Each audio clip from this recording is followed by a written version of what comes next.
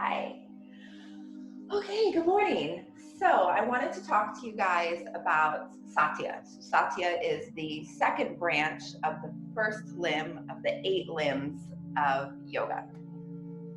And Satya translates as truth or like authenticity. And yes, it definitely means being truthful in your actions, truthful in how you speak to people, truthful in your thoughts, but also being true to yourself.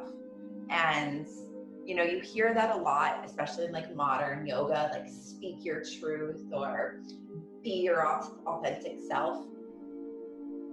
And that stems from Satya. So it takes a little bit of self-exploration, which is going to be the next branch, but it takes a little bit of self-exploration to really know your truth and to really know like what you stand for and what you believe in, which takes practice.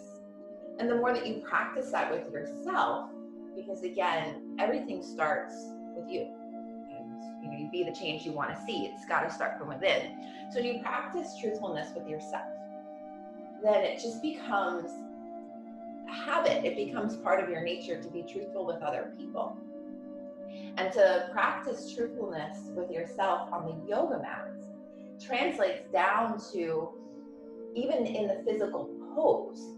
Maybe the physical pose is a warrior one, and physically in that moment, warrior one is just not doing it for you, whether your knee is bothering you, or maybe you didn't have lunch and you're dizzy and you shouldn't be kind of coming up and down like that. So instead of fighting yourself and instead of pushing yourself to be in warrior one, because that's what you were cued to do, you listen to yourself, you listen to your body, and you take an alternate pose, even if that alternate pose is child's pose. So that's how we start being truthful with ourselves and honoring what is best for us.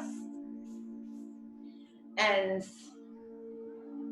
the more you do that for yourself, it's going to be habit, and you're going to end up just being more truthful in your day-to-day life.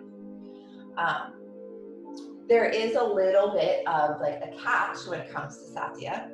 And as you remember, we talked about ahimsa, which is nonviolence.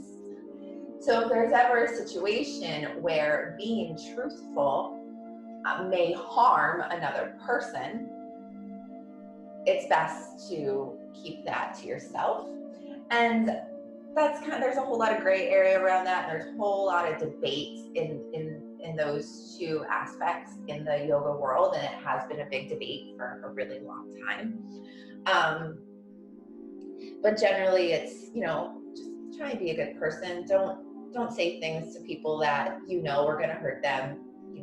There was a saying, I feel like I'm going off on a tangent, but I'm going to finish it. Before you speak, let it pass through three gates. Is it truthful? I totally forgot it. Is it necessary? I'm going to come back to you on the third gate. Actually, I'm just going to Google it while I'm here recording because it's important.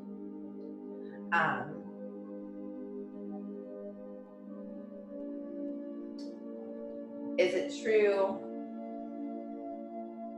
Of course, like Google and stuff is really slow. Oh, there we go. And it was Rumi that said it, so I knew this is a big quote. Is it true? Is it necessary? And is it kind?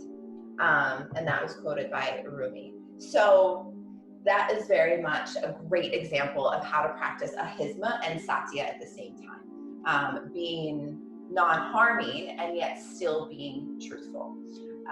So as you move through your practice today, you don't have to do any deep exploration. You don't have to dig up any like old shadows, but just listen. You just listen to yourself.